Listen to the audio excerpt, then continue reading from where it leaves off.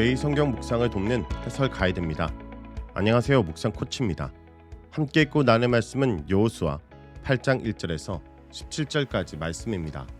아간을 처형한 후 여호와께서 친히 아이 도성을 함락하라 명령하십니다. 복병정에 전술을 펼치라고 명령하시자 여호수아가 그대로 준행합니다. 여호와께서는 여리고 도성과 달리 여기서는 탈취한 물건과 가축을 가져도 좋다고 허용하십니다. 1절에서 2절에 읽겠습니다. 여호와께서 여호수아에게 이르시되 두려워하지 말라, 놀라지 말라. 군사를 다 거느리고 일어나 아이로 올라가라. 보라, 내가 아이 왕과 그의 백성과 그의 성읍과 그의 땅을 다 내 손에 넘겨 주었으니 너는 여리고와 그 왕에게 행한 것 같이 아이와 그 왕에게 행하되 오직 거기서 탈취한 물건과 가축은 스스로 가지라. 너는 아이 성 뒤에 복병을 둘지니라 하시니. 여호와의 명령이 여호수아에게 떨어집니다. 명령의 내용은 네 가지입니다. 첫째, 여호와께서 아이 왕과 백성과 성읍과 영토를 모두 이스라엘 손에 넘기셨으니 두려워하지 말고 놀라지도 말고 아이로 올라가라는 것입니다. 둘째, 군사를 총동원하여 공격하라는 것입니다. 셋째, 아이 성을 함락하였을 때 여리고 성에게 행한 그대로 행하라는 것입니다. 넷째, 탈취한 물건과 가축은 취할 수 있다라는 것입니다. 다섯째, 공격할 때는 복병전을 펼치라는 것입니다. 이 5가지 명령을 검토해 보겠습니다. 첫째 명령에 의하면 아이 성을 이스라엘 손에 넘겨 주었으니 안심하고 올라가라 하십니다. 여기서 두려워 말라라는 표현은 한번 실패하여 간담이 녹아 벌벌 떨고 있는 이스라엘 백성을 위로해 주시는 말씀입니다. 여호와께서 함께 하셔서 이미 그 땅을 넘겨 주었으니 겁낼 것 없이 담대히 나아가면 됩니다. 그 넘겨줄 항목들을 일일이 적시합니다. 왕과 백성과 도성과 영토를 모두 주겠다 하십니다. 그러나 여리고 성을 공략할 때 여호와께서는 여리고와 그 왕과 용사들을 내 손에 넘겨 주었다고 말씀하셨습니다. 여기서는 용사들을 언급하지 않고 앞에서 언급하지 않은 성민과 영토를 추가로 언급합니다. 둘째로 군사를 총동원하여 다 거느리고 가야 합니다. 앞에서 아이성 공략에 실패했을 때는 3,000명의 군사만 동원하였습니다. 아이성이 연약하였다는 정탐꾼의 보고에 따라 최소한만 동원하고 군사력을 줄인 것입니다. 그러나 이제 군사를 모두 총동원하라는 하나님의 명령이 떨어졌습니다. 여리고성 때에는 언약궤를 맨 제사장이 나팔에 불고 군사들이 함성을 질렀을 때 성벽이 무너졌습니다. 아이성 함락에는 그러한 신학적 명령이 전혀 등장하지 않습니다. 아이성이 아무리 약하다고 해도 최소한의 군사로 가볍게 물리칠 수 있는 상대는 아닙니다. 모든 군사력을 총동원해야 겨우 공략해낼 수 있습니다. 셋째 명령에 의하면 여리고와 그 왕에게 행한 것을 아이와 그 왕에게 그대로 행해야 합니다. 6장 21절은 그 성 안에 있는 모든 것을 온전히 바치되 남녀노소와 소와 양과 나귀를 칼라로 멸하리라라고 보고하였습니다. 그러나 아이성의 경우에는 성을 파괴하고 왕을 죽여야 합니다. 그런데 넷째 명령에 의하면 탈취한 물건과 가축은 사치하여도 좋다고 말합니다. 아이성에는 헤렘을 적용하지 않겠다는 하나님의 방침을 보여줍니다. 가축의 원어로 베마인데 여리고성의 경우에는 이것들 중 하나라도 사치해서는 안 되었습니다. 아간이 전리품 곧 헤렘을 스스로 취했다가 사형을 당하였습니다. 그러나 이상하게도 여기서는 전리품과 가축을 가져도 좋다고 허용하십니다. 다섯째 명령은 공격할 때 복병전을 펼치라는 것입니다. 언약궤를 메고 성을 도는 행위는 이제 중단하고 직접 전투를 벌여서 전략과 전술을 잘 구사할 수 있어야 합니다.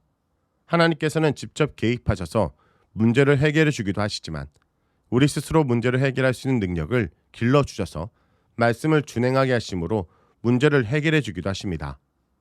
3절에서 8절에 읽겠습니다. 이에 여호수아가 일어나서 군사와 함께 아이로 올라가려 하여 용사 3만 명을 뽑아 밤에 보내매 그들에게 명령에 이르되 너희는 성읍 뒤로 가서 성읍을 향하여 매복하되 그 성읍에서 너무 멀리하지 말고 다 스스로 준비하라. 나와 나를 따르는 모든 백성은 다 성읍으로 가까이 가리니 그들이 처음과 같이 우리에게로 쳐 올라올 것이라. 그리할 때 우리가 그들 앞에서 도망하면 그들이 나와서 우리를 추격하며 이르기를 그들이 처음과 같이 우리 앞에서 도망한다 하고 우리의 유인을 받아 그 성읍에서 멀리 떠날 것이라. 우리가 그들 앞에서 도망하거든 너희는 매복한 곳에서 일어나 그 성읍을 점령하라. 너희 하나님 여호와께서 그 성읍을 너희 손에 주시리라. 너희가 그 성읍을 취하거든 그것을 불살라 여호와의 말씀대로 행하라. 보라, 내가 너에게 명령하였느니라고. 하나님으로부터 구원의 신탁을 받은 여호수아는 3만 명의 군사를 소집하여 아이성을 향해 새로운 공격 명령을 내립니다. 그중 2만 5천 명은 아이성 북편에 진을 쳤고 나머지 5천 명은 성읍 서편 베델과 아이성 사이에 매복하였습니다. 이 3만 명은 단순한 일반 병사가 아니라 최고의 능력을 갖춘 용사입니다. 첫 전쟁과 비교할 때 군사는 10배 많이 파견하고 또 유능한 군사들이 파견되었습니다. 본진과 매복군의 역할이 달랐습니다. 본진이 패한 것처럼 가장하여 아이성 군사들을 성 밖 강야로 유도하면 매복군이 성을 공격하여 불을 지르고 함락하는 작전으로 진행하였습니다. 하지만 여호수아는 탈취한 물건과 가축은 스스로 가지라고 허락하시는 하나님 말씀을 백성들에게 전달하지 않습니다. 오히려 성읍을 불살라 여호와의 말씀대로 행하라고 헤렘 명령을 내립니다. 여호수아의 전달 명령에는 복경 전술이 더욱 강조되어 있습니다. 여호와의 말씀대로 행하라는 명령문 속에서 하나님의 지시사항이 다 포함되어 있다 보면 됩니다. 아이성 함락기는 헤렘이란 단어가 8장 26절에 단 한 차례 언급되며 탈취물이 아니라 아이성 주민 남녀 12,000명을 다 진멸했다고 보도합니다.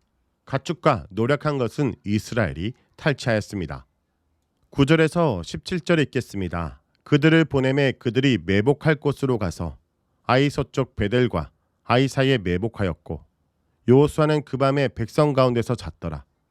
여호수아가 아침에 일찍 일어나 백성을 조모하고 이스라엘 장로들과 더불어 백성 앞에 아이로 올라가매 그와 함께 한 군사가 다 올라가서 그 성읍 앞에 가까이 이르러 아이 북쪽에 진치니 그와 아이 사이에는 한 골짜기가 있더라.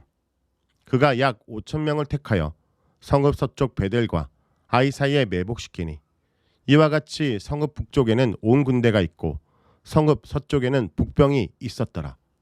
여호수아가 그 밤에 골짜기 가운데로 들어가니 아이 왕이 이를 보고 그 성읍 백성과 함께 일찍 일어나 급히 나가 아라바 앞에 이르러 정한 때 이스라엘과 싸우러 하나 성읍 뒤에 북병이 있는 줄을 알지 못하였더라.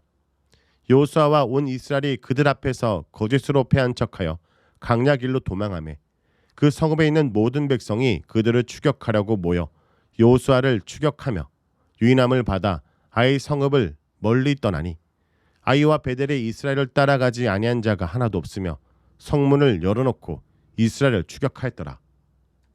하나님의 명령대로 수행되고 있습니다. 용사들이 한치의 오차 없이 모든 전쟁을 완벽히 수행하는 과정을 기록하고 있습니다. 주민은 한 사람도 남거나 도망하지 못하였고 성읍은 불에 탔으며 아이성의 왕은 사로잡혀 여호수아 앞으로 끌려가게 될 것입니다. 10절에 다시 여호수아는 아침 일찍 일어나 백성을 점호하고 장로들과 함께 군사들보다 먼저 아이성으로 향했다고 기록합니다. 이는 이 전쟁이 용사들만의 전쟁이 아니라 이스라엘 모든 백성이 참여하는 전 민족의 전쟁이라는 사실을 알려줍니다. 이스라엘 군사 3만 명 중 5천 명은 아이성과 베델성 사이 협곡에 복병으로 매복하였습니다.